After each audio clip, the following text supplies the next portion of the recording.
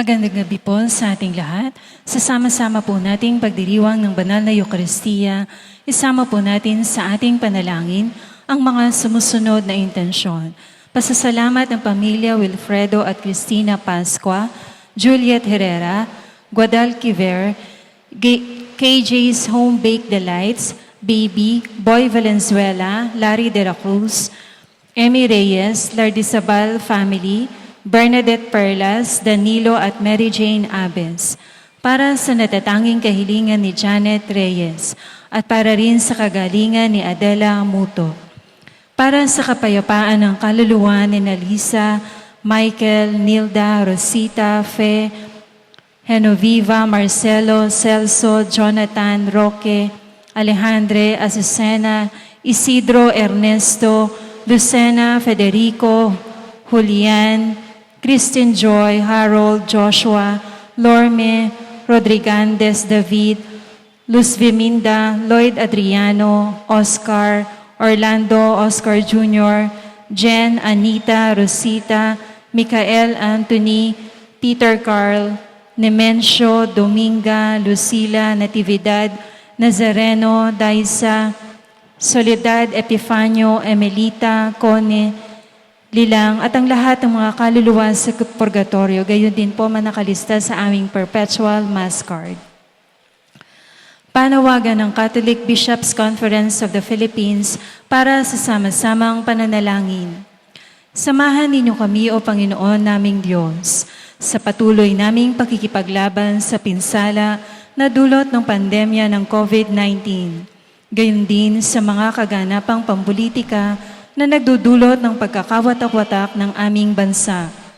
Alam po ninyo kung gaano katindi ang aming pangangailangan na magkaisa upang labanan ang kaaway naming hindi namin nakikita na nagdulot na ng matinding pahirap sa amin at ng pagiging walang kasiguruhan sa aming buhay. Malawakang pagkalat ng impeksyon na mga napupuno ng mga pagamutan, pagkawala ng hanap buhay, gutom, malawakang pagkalugi ng mga negosyo at kamatayan. Idinadalangin namin ang aming mga lingkod bayan, ang mga taong nasa pamahalaan, lalo na yung mga nananatiling matuwid at nagpapatuloy maglingkod na may tunay na malasakit at pagmamahal sa aming bansa. Ingatan mo po sila, Panginoon, at bigyan sila ng tapang na manindigan para sa katotohanan at katarungan. Naway ang krisis na ito dulot ng pandemya ay maging daan ng pagbabalik loob at pagbabago ng aming mga puso. Magturo nawa ito sa amin na makapanindigan kami higit pa sa mga personal at pampolitikang interes namin at madala namin ang lahat naming mga pagsisikap para sa kabutihan ng lahat. Naway gabayan kami ng iyong Espiritu na tumugon na may awa at pagmamalasakit sa mga dukha, ang mga walang-wala, at ang mga lalong nangangailangang sektor ng aming lipunan. Sapagkat alam namin na anuman ang gawin namin sa mga maliliit naming kapatid, ay ginagawa namin sa inyo. Amen.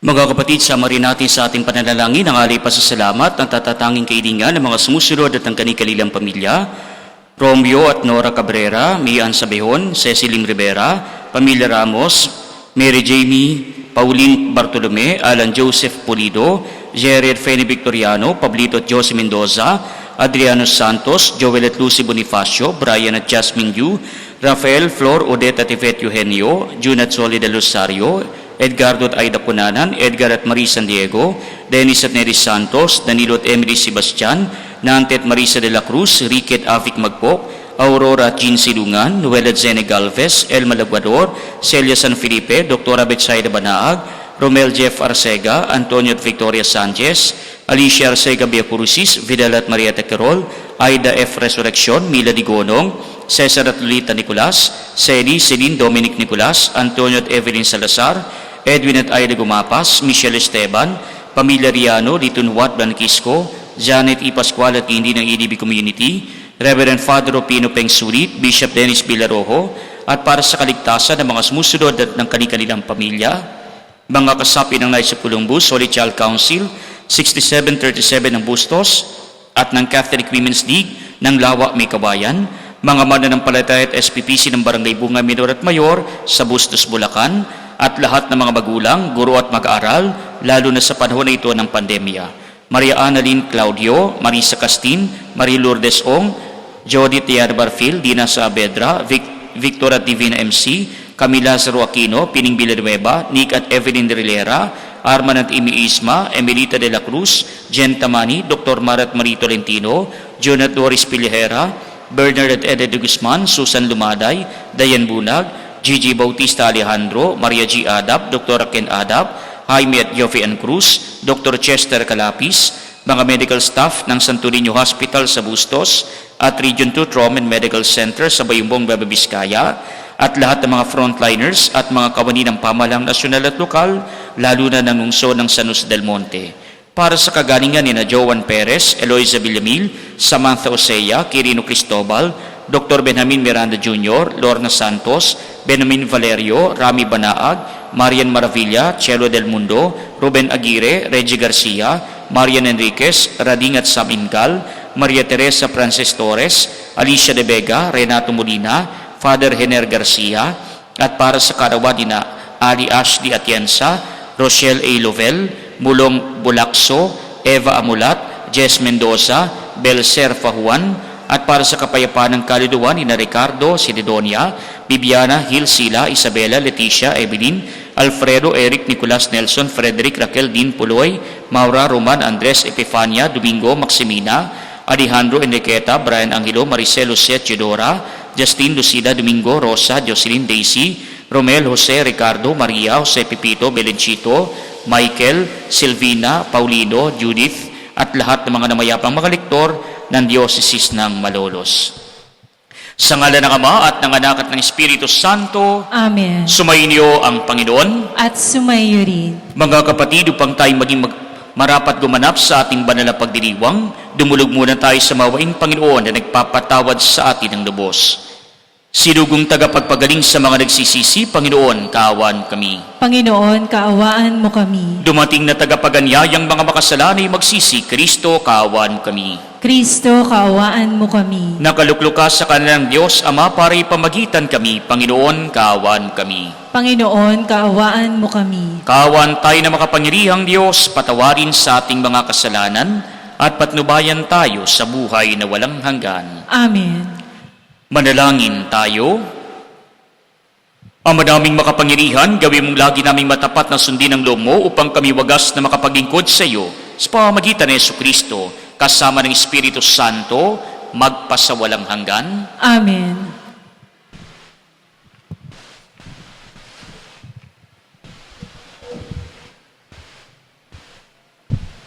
Ang salita ng Diyos mula sa sulat ni Apostol San Pablo sa mga taga-Efeso. Mga kapatid, marahil naman nabalitaan na ninyong dahil sa kagandahang loob ng Diyos, ay pinagkatiwala niya sa akin ang tungkuling ito para sa inyong kapakinabangan. Ipinahayag sa akin ng Diyos ang kanyang lihim na panukala, tulad ng nabanggit ko na sa dakong una. At habang binabasa ninyo ito, malalaman ninyong nauunawaan ko ang hiwaga tungkol kay Kristo. Ang hiwagang ito'y hindi pinaalam sa mga tao noong mga nakaraang panahon. Ngunit inihayag ngayon ng Diyos sa pamamagitan ng Espiritu sa kanyang mga banal na apostol at mga propeta. At ito ang lihim. Sa pamamagitan ng mabuting balita, ang mga hentil tulad din ng mga Hudyo ay may bahagi sa mga pagpapalang mula sa Diyos. Mga bahagi rin sila ng iisang katawan at kahati sa pangako ng Diyos dahil kay Kristo Jesus. Sa kagandahang loob ng Diyos, ako'y ginawa niyang lingkod para sa mabuting balita sa pamamagitan ng kanyang kapangyarihan. Ako ang pinakahamak sa mga hinirang ng Diyos. Gayunmay minarapat niyang ipagkaloob sa akin ang gawaing ito. Ipahayag sa mga hentil ang mabuting balita tungkol sa masagana at di malirip na pagpapalang nagbubuhat kay Kristo at ipaliwanag sa lahat kung paano isasagawa ang lihim na panukala ng Diyos. Ito'y matagal na panahong inilihim ng Diyos na lumikha ng lahat ng bagay upang sa pamamagitan ng simbahan ay maipakilala ngayon sa mga pinuno at mga may kapangyarihan doon sa kalangitan ang walang hanggang karunungan ng Diyos na nahahayag sa iba't ibang paraan. Alinsunod dito sa walang hanggang panukala na isinakatuparan niya kay Kristo Jesus na ating Panginoon. Dahil sa ating pakikipag-isa at pananalig sa Kanya, makalalapit tayo sa Diyos ng panatag ang loob. Ang salita ng Diyos. Salamat sa Diyos. May galak tayong sumalok sa batis ng manunubos. May galak tayong sumalok sa batis ng manunubos. Ang Diyos ang siyang nagliligtas sa akin. Tiwalang-tiwala ako at walang muntimang pangamba. Sapagkat ang puon ng lahat sa akin, siya ang aking awit, ang aking kaligtasan. Malugod kayong sasalok ng tubig sa batis ng kaligtasan. May galak tayong sumalok sa batis ng manunubos. Magpasalamat kayo sa puon, siyang inyong tawagan. Ipaalam ninyo sa mga bansa ang kanyang ginawa. Ipahayag ninyo ang kadakilaan ng kanyang pangalan. May galak tayong sumalok sa batis ng manunubos. Umawit kayo ng papuri sa puon, sapagkat kahanga-hanga ang kanyang mga ginawa. Ipahayag ninyo ito sa buong daigdig. Mga anak ng Sion, umawit kayo ng buong galak, sapagkat nasa piling nyo ang dakila at ang banal ng Israel. May galak tayong sumalok sa batis ng manunubos.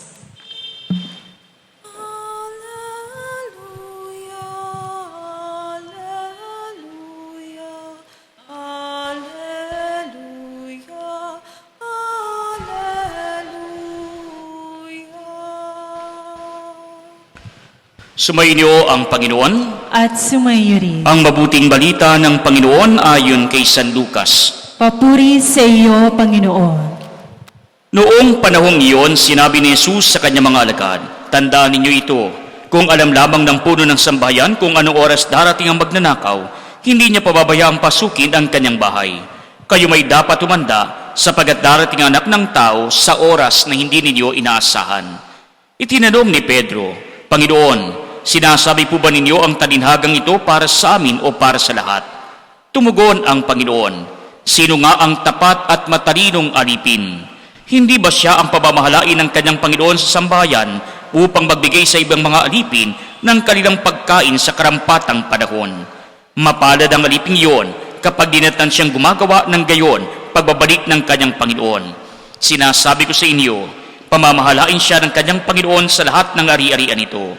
Ngunit kung sabihin sa sarili ng aliping iyon, matatagalan pa bago magbalik ang aking Panginoon, at simulan niyang bugbugin ang ibang aliping lalaki at babae, at kumain, uminom, at maglasing.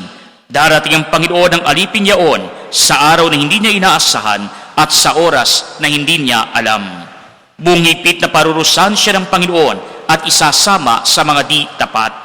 At ang aliping nakaalam ng kalooban ng kanyang Panginoon, ngunit hindi naganda ni sumunod sa kalooban nito, ay tatanggap ng mabigat na parusa. Ngunit ang aliping hindi nakaalam ng kalooban ng kanyang Panginoon at gumawa ng mga bagay na nararapat niyang pagdusahan, ay tatanggap ng magaan na parusa. Ang binigyan ng maraming bagay ay hahanapan ng maraming bagay, at ang pinagkatiwalaan ng lalong maraming bagay ay pananagutin sa lalong maraming bagay. Mga kapatid, ang mabuting balita ng Panginoon. Pinupuri ka namin, Panginoong Hesukristo. Mga kapatid, sa ating pong mga pagbasa na ating natunghayan, pinapaliwanag sa atin ng ating Panginoon ang kahalagahan ng pagiging tapat, matalino, at hindi naman ay matyaga na isang alipin. Sapagat ang isang alipin sa isang tahanan, palagi siyang nakatunghay sa kanilang tahanan upang nang sa gayon, ang kanyang pinuno, ang kanyang amo, ang kanyang Panginoon na nanggaling pa sa ibang lugar sa kanyang pagbabalik ay madaratat niya ang alipin na ito na nakahanda para buksan siya ng pinto at hindi naman ay paglingkuran siya sa abot ng kanyang makakaya.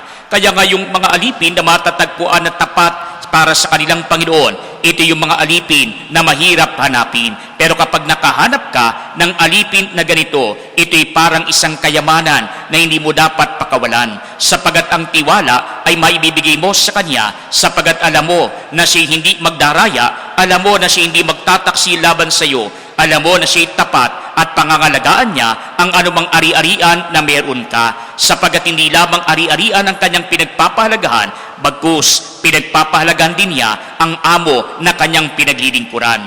Kaya nga po mga kapatid, sa buhay po natin, kapag ka po tayo ay merong kakilala na merong yaman, o kaya naman ay masyadong busy sa buhay, pero meron namang natatago na yaman, ano po yung ginagawa ng iba? Kumukuha ng kasambahay. At yung kinukuhang kasambahay, hindi lamang basta kasambahay.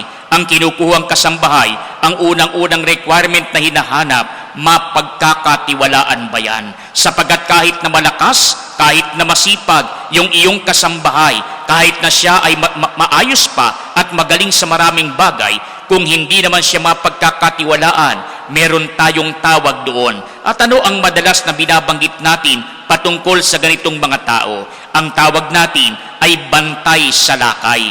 Yung po bang akala mo ay mapagkakatiwalaan? Yung po bang akala mo ay maiiwan mo sa bahay, pero pagdating pala ng panahon, siya pa ang gagawa ng hindi maganda sa iyo? Kaya napakarami ng instances na kung saan may mga nawawala sa tahanan, may mga nanakaw, may mga gamit na importante na bigla-bigla na lamang biglang nawawala, samantalang ang pagkakaalam mo, ito'y secured na secured sa inyong bahay. Kaya nga po kumisan sa mga pulis na nag-iimbestiga, ang palagi nilang sinasabi, kapag kami ganong pangyayari, baka inside job, baka yung kakilala mo rin ang may kagagawan, baka yung kasama mo rin sa bahay ang siyang kumuha nito, o kaya naman ay kasabwat ng mga kumuha. Kaya nga importante ang tiwala, sapagat ang tiwala kusang ibinibigay. Ang tiwala hindi nakukuha lamang kung saan-saan. Ang tiwala ay pinaghihirapan, sapagat ang isang taong katiwa-tiwala, ginagawa niya ang nararapat ayon sa kalooban ng kanyang pinaglilingkuran. Kaya nga po, kagaya ng sinasabi sa ating mabuting balita, ang sabi ng ating Panginoon, mapalad ang mga tao, ang mga alipin na matatagpo ang ginagawa nila, ang dapat nilang gawin sa pagdating ng kanilang Panginoon, na kung saan ginagawa nila ang kanilang tungkulin, inaayos nila ang tahanan ng kanilang Panginoon, pinangangalagaan ang kanyang mga ari-arian at maging ang iba pang mga tauhan na nasa ilalim ng alipin na ito. Kaya nga ang sabi sa ating mabuting balita, gagantimpalaan ang alipin na ito. Samantala naman, yung mga alipin na matatagpuan na pabanjing-banjing lang sa buhay, yung mga alipin na pinagwawalang bahala ang ari-arian at hindi naman inaabuso ang kanyang kapwa alipin, ang sabi sa atin, ito naman ang alipin na tatanggap ng mabigat na parusa. Kaya nga po mga kapatid, ito rin ay tumutukoy sa bawat isa sa atin. Bagamat ang ating Panginoon sa ating banal na kasulatan, hindi na tayo tinuturing na mga alipin lamang, kundi tayo tinuturing na mga kaibigan ng ating Panginoon. Kaya nga ang Panginoon ay nagtitiwala rin sa atin na sana sa bawat pagbibigay niya sa atin ng pampalakas ng loob, sa pagbibigay niya sa atin ng mga biyaya, sa pagbibigay niya sa atin ng kanyang kagandang loob, ang lahat ng ito ay magamit natin ayon sa kanyang kalooban. Kaya isipin na lamang po natin kapag tayo nagtataksil sa ating Panginoon, para na rin tayong nasasaktan sa ginagawa natin, sapagat kailanman ang ating Panginoon hindi nababawasan sa ating paggawa ng kasalanan. Tayo mismo ang nababawasan dahil sa paggawa natin ng hindi maganda. Sapagat ang ating Panginoon kailanman, hindi natin mababawasan ang kanyang kapangyarihan, pero kapag tayo ay gumagawa ng masama, binabawasan natin ang ating tsansa, ang ating pagkakataon na makapiling ang ating Panginoon sa langit na dapat nating patunguhan. Kaya isipin na lamang natin, mga kapatid, kung dito sa lupa, masakit ang ikaw ay hindi pagtiwalaan, masakit ang ikaw ay pagdudahan, at lalong masakit yung ikaw mismo ang pagtaksilan ng iyong pinagtitiwalaan. Kaya sa ating Panginoon, ganun din ang dapat nating ibigay sa Kanya. Hindi lamang ang ating mga ari-arian na galing din naman sa ating Panginoon. Hindi lamang kung ano ang meron tayo sa ating tahanan na ito na naman ay biyaya galing sa Diyos at Kanyang ipinagkaloob sa atin. Ang dapat nating ibigay sa ating Panginoon ay ang ating tapat na paglilingkod, ang pagiging mabuting Kristiyano, ang pagiging katiwa-tiwala na mga alipin ng ating Panginoon. At hindi lamang basta alipin, kundi mapagkakatiwalaan na kaibigan ng ating Panginoon, na ginagawa ang kung ano ang ayon sa kalooban ng Diyos. Kaya isipin na lamang po natin, mga kapatid, dito sa lupa, kapag ka po tayo ay mayroong katipan, at yung katipan natin nagtaksil sa atin, yung po bang katipan natin ay talaga namang nakahanap ng ibang ng iba kaysa sa atin, yung po bang naghanap ng ibang mapaglilibangan hanggang sa dumating yung panahon, iniwanan na tayo ng kusa. Ano yung sinira sa atin? Ang sinira sa atin ay yung ating tiwala, na kung saan nung dati siya'y nangako na kayo'y magsasama sa hirap at ginhawa, sa dusa at ligaya hanggang kamatayan. Pero yung pala, sa ligaya, siya lamang ang magtatamasa, at sa hirap, sukat na lamang na ikaw ay iiwanan. Kaya marami pong pagkakataon, nangyayari po yan sa maraming mga tao. Nasisira ang tiwala mo sa isang taong hindi naman pala katiwa-tiwala. Nagkamali ka ng iyong pasya, nagkamali ka ng pagbibigay ng tiwala sa Kanya, sapagat nung una, mabuti siya, nung una, responsable siya, nung una, mapanagutan, pero eventually, pagdating ng panahon, nakita mo rin ang tunay na kulay. Kaya nga po, mga kapatid, tayo tinatawagan ng ating Panginoon, sana huwag tayong mawala ng pag-asa na tayo ay po pwede pang maging katiwa-tiwala sa mata ng ating Panginoon. Ang kinakailangan lamang, sundin natin ang ayon sa Kanyang kalooban. Kaya nga po may mga pagkakataon tayo tinatawagan ng ating Panginoon, iwasan natin yung mga bagay na ayaw ng Panginoon para sa atin, sapagat ang mga ito ay magdudulot lamang ng kapahamakan para sa atin. Kung paanong umiiwas tayo sa aksidente hanggat maaari, kung paanong umiiwas tayo sa mga lugar na po pwede tayo mapahamak, kung paanong umiiwas tayo sa mga tao na po pwedeng magbigay din ng panganib para sa atin. Ang kasalanan ay ganun din ang panawagan ng Panginoon sa atin. Ang kasalanan ay dapat din nating iwasan, sapagat ito magbubulit sa atin patungo sa kapahamakan. Kaya nga kung ninanais nating maging katiwa-tiwala sa mata ng ating Panginoon, simulan na natin na pagsisihan ang ating mga nagawang pagkakasala. Huwag na nating ulitin ang ating mga pagkakamali, pilitin natin na punan ang ating mga pagkukulang at gawin natin ang nararapat ayon sa kalooban ng ating Panginoon. Nang sa gayon, kapag tayo humarap na sa ating Panginoon, matatagpuan tayong katiwa-tiwala, at tayo rin naman, kagaya ng sinasabi sa ating mabuting balita, ay bibigyan ng gantimpala ng ating Panginoon, at ito ay ang makasama natin ang ating Panginoon pang magpakailanman. Kaya nga po ang sabi sa atin, maging laging handa tayo na maglingkod ng tapat sa ating Panginoon, nang tayo rin naman pagdating ng panahon ay mapaglingkuran ng dahil sa ating katapatan, sapagat ang mga taong katiwa-tiwala, ang Diyos ang siyang nagpapala para sa kanila. Magsitayo po ang lahat. Mga kapatid, manalangin tayo sa Diyos Ama habang inilalahad natin sa Kanyang ating mga pangangailangan at mga pagkabalisa sa buhay. Sa bawat panambitan ng ating pong itutugon, bigyang lakas mo kami sa aming paglilingkod sa iyo, Panginoon. Bigyang lakas mo kami sa aming paglilingkod sa iyo, Panginoon. Ang simbahan naway magpakita ng malalim na pananampalataya sa Diyos na nagpapatunay sa pandaigdigang kaganapan. Manalangin tayo sa Panginoon. Bigyang lakas mo kami sa aming paglilingkod sa iyo, Panginoon. Ang mga pinuno at manggagawa ng gobyerno naway maging tapat sa kanilang tungkulin at maging laging handang magbigay sulit ng kanilang gawain, hindi lamang sa tao, kundi lalo na sa Diyos. Manalangin tayo sa Panginoon. Bigyang lakas mo kami sa aming paglilingkod sa iyo, Panginoon. Ang mga kabataan naway maging matiyagas sa gawain at pag-aaral at manatiling umaasa sa isang magandang kinabukasan. Manalangin tayo sa Panginoon. Bigyang lakas mo kami sa aming paglilingkod sa iyo, Panginoon.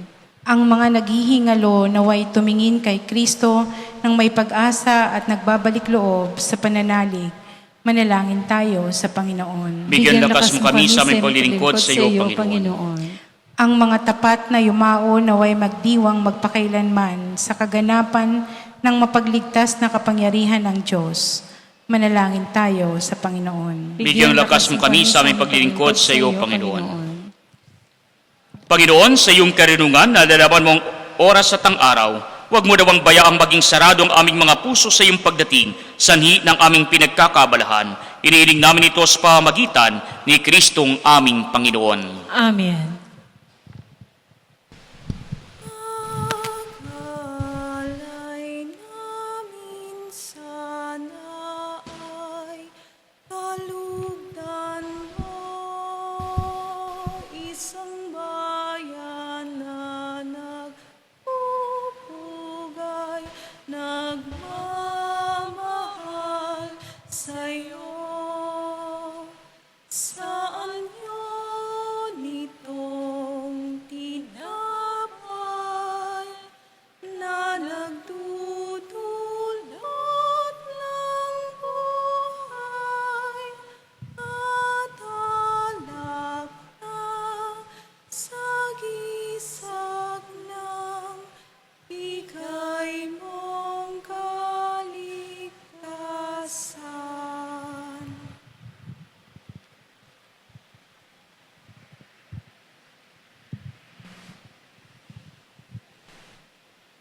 Manalangin kayo mga kapatid upang itong paghahain ay maging kalugod-lugod sa Diyos samang makapangyarihan. Tanggapin nawa ng Panginoon itong paghahain sa iyong mga kamay, sa kapurihan niya at karangalan sa ating kapakinabangan at sa buong sambayanan niyang banal. Ama naming lumikha, pagkalumong ikaw ay aming kusang mapaglingkuran sa paghahain namin ng mga ari na iyong bigay, upang kami dalisayin ng iyong pagmamahal sa paglilingkod namin ngayong ginaganap ang banal na pagdiriwang. Sa pamamagitan ni Jesucristo kasama ng Espiritu Santo, magpasawalang hanggan. Amen. Sumayin niyo ang Panginoon. At sumayo rin. Itaas sa Diyos ang inyong puso at diwa. Itinaas na namin sa Panginoon. Pasalamatan natin ang Panginoong ating Diyos. Marapat na siya ay pasalamatan. Ama naming makapangyarihan, turing ang marapat na ikaw ay aming pasalamatan sa pamagitan ni Jesucristo na aming Panginoon. Siyang salitang katuwang mo at kapiling nung ang lahat ng umiira niyong dikain. Siya'y sinugo mo para kami sa gipit palayain, kaya't siya'y kinalinga ng mahal na Birhen na naging kanyang inang totoo sa kapangyarihan ng Espiritu Santo. Inako niyang sundin ang loob mo at kamti ng sambayan ng banal para sa iyo. Pinagtiisan niyang iyon at sa krus ang kanyang mga kamay upang magwakas ang kamatayan at mahayag ang pagkabuhay. Kaya kaysa ng mga anghel na nagsisiawit ng papuri sa iyo nang walang humpay sa kalangitan, kami nagbubunyi sa iyong kadakilaan. Santo, Santo, Santo, Panginoong Diyos ng mga hukbo, napupuno ang langit at lupa ng kadakilaan mo.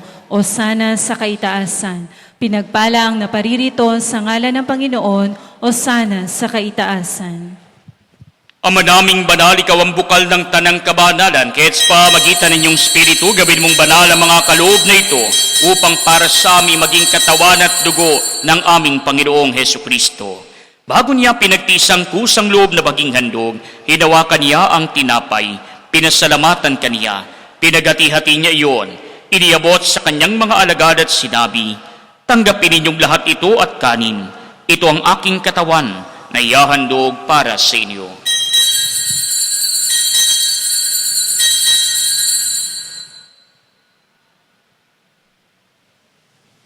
Gayun din naman noong matapos ang hapunan, hinawakan niya ang kalis, muli kaniyang pinasalamatan. Iniabot niya ang kalis sa kanyang mga alagad at sinabi, tanggapin ninyong lahat ito at inumin. Ito ang kalis ng aking dugo, ng bago't walang hanggang tipan. Ang aking dugo na ibubuhos para sa inyo at para sa lahat, sa pagpapatawad ng mga kasalanan. Gawin ninyo ito sa pag-alala sa akin.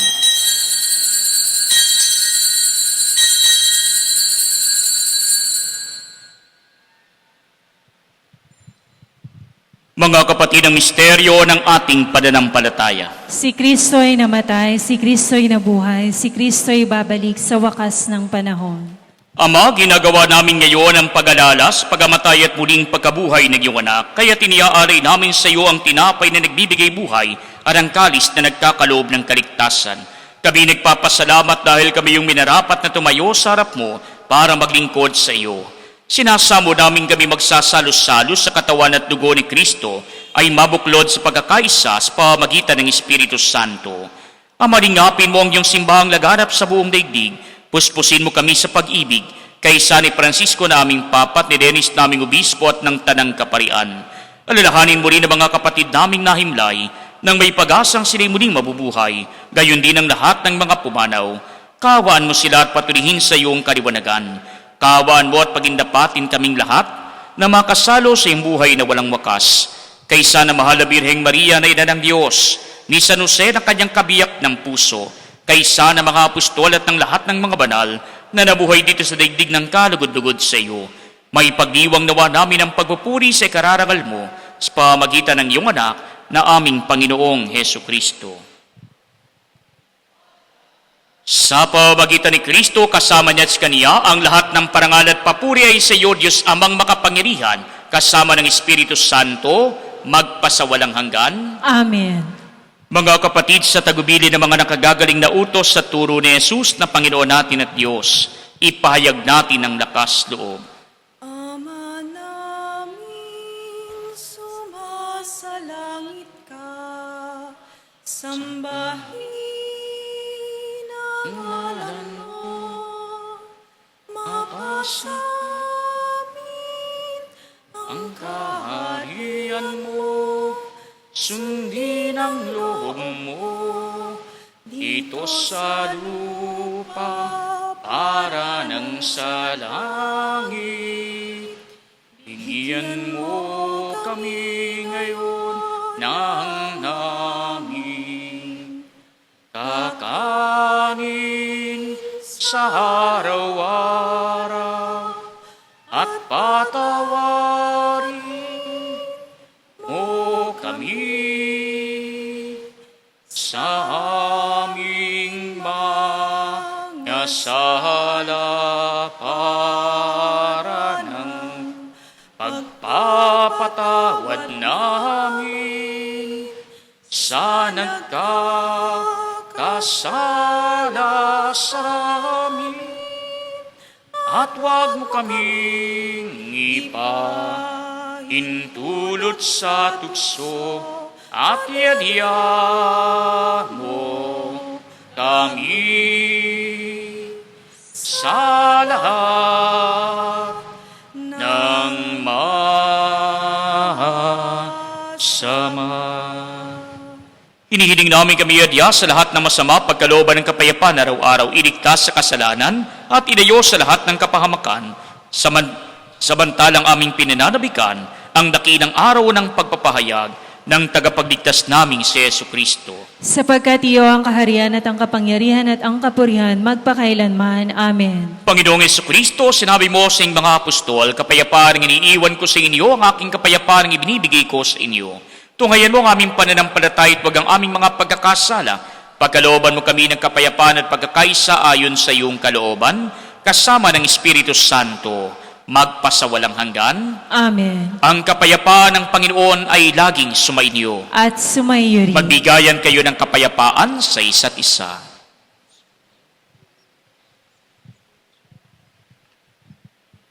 Kordero ng Diyos na nag-aalis ng mga kasalanan ng sanlibutan, maawa ka sa amin. Kordero ng Diyos na nag-aalis ng mga kasalanan ng sanlibutan, maawa ka sa amin. Kordero ng Diyos na nag-aalis ng mga kasalanan ng sanlibutan, ipagkaloob mo sa amin ang kapayapaan.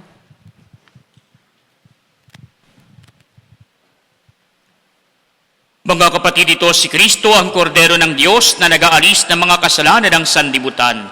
Mapapalad tayong inaanyayahan sa kaniyang piging. Panginoon, hindi ako karapat-dapat na magpatuloy sa iyo, ngunit sa isang salita mo lamang ay gagaling na ako.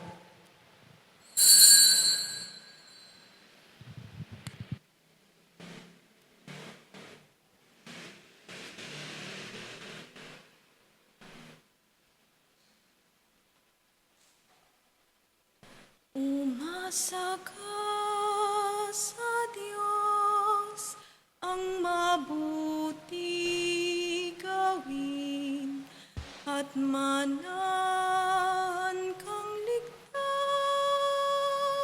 sa lupain. Sa Diyos mahanapin ang kaligayahan at pangarap mo ay makakamtan.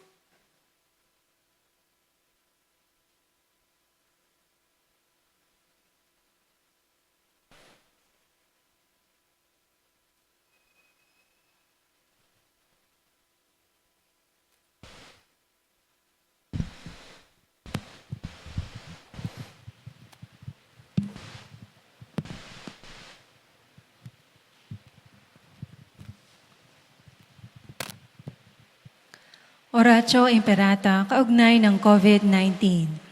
Makapangyarihan at mapagmahal na Ama, nagsusumamo kami sa iyo upang hilingin ang iyong patnubay laban sa COVID-19 na nagpapahirap sa marami at kumitil na ng mga buhay.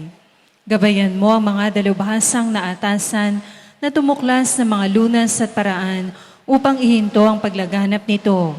Patnubayan mo ang mga lumilingap sa may sakit upang ang kanilang pagkalinga ay malaki pa ng husay at malasakit. Itinataas namin ang mga nagdurusa. Makamtan nawa nila ang mabuting kalusugan. Lingapin mo rin ang mga kumakalinga sa kanila. Pagkamitin mo ng kapayapaang walang hanggan ang mga pumanaw na. Pagkalooban mo kami ng biyaya na magtulong-tulong tungo sa kabubuti ng lahat. Pukawin sa amin ang pagmamalasakit sa mga nangangailangan. Nagsusumamo kami na iyong ihintuna ang paglaganap ng virus at ipagadya kami sa lahat ng mga takot. Hinihiling namin ito sa pamamagitan ni Jesucristo na nabubuhay at naghaharing kasama mo at ng Espiritu Santo, iisang Diyos, magpasawalang hanggan. Amen. Dumudulog kami sa iyong patnubay, mahal na Ina ng Diyos. Pakinggan mo ang aming mga kahilingan sa aming pangangailangan at ipagadya mo kami sa lahat ng kasamaan. Maluwalhati at pinagpalang Birhen. Amen. Mahal na Birheng mapagpagaling sa may sakit, Ipanalangin mo kami. San Rafael Arcangel, Ipanalangin mo kami. San Roque, Ipanalangin mo kami. San Lorenzo Ruiz, Ipanalangin mo kami. San Pedro Calungsod, Ipanalangin mo kami. San Pedro Apostol, Ipanalangin mo kami.